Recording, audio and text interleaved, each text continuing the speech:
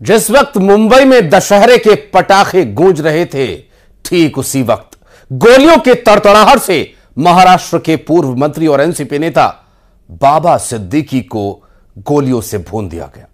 बाबा सिद्दीकी अपने बेटे के दफ्तर से निकल रहे थे कि तभी 3 शूटर्स ने बाबा सिद्दीकी पर कई राउंड फायरिंग कर दी और उनकी हत्या कर दी। अब इस मर्डर केस में बिश्नोई कनेक्शन सामने आया है। लॉरेंस गैंग की भूमिका की तलाश हो रही है और इसके अलावा भी कई कनेक्शंस खंगाले जा रहे हैं।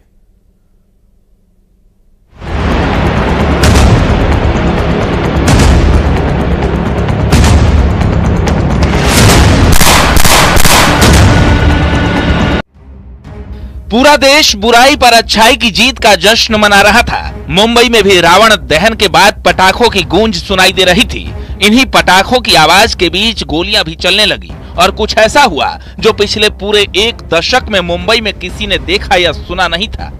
मुंबई को फिर से अंडरवर्ल्ड के गैंग वॉर वाले दिनों की याद आ गई। मुंबई के बांद्रा का खैर नगर, वक्त रात 9:30 बजे।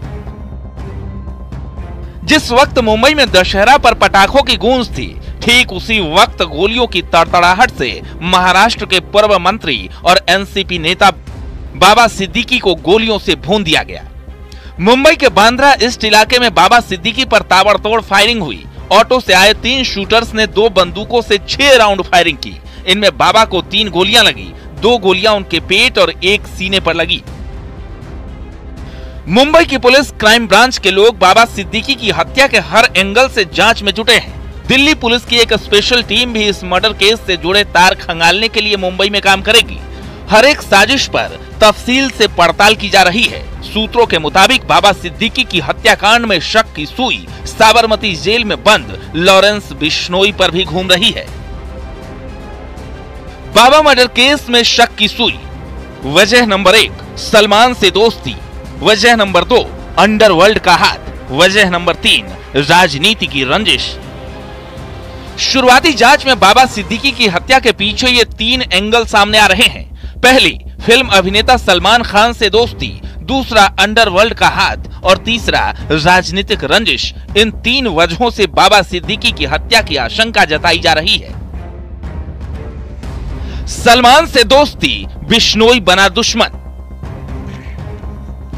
बाबा सिद्दीकी की गहरी दोस्ती सलमान खान से थी। पूरी दुनिया सलमान खान से उनके गहरे नातों से वाकिफ थी। बाबा सिद्दीकी ने साल 2013 में अपनी इफ्तार पार्टी में सलमान खान और शाहरुख खान के बीच लंबे समय से चल रहे मतभेद को सुलझाया था। दोनों को एक दूसरे के गले मिलवाए थे। और वहीं दुनिया में यह भी जाना जाता है कि लॉरेंस बिश्नोई सलमान का जानी दुश्मन है। लॉरेंस बिश्नोई सलमान खान को मारना चाहता है। इसी वजह से बाबा सिद्दीकी की हत्या में शक की सुई लॉरेंस की ओर घूम रही है।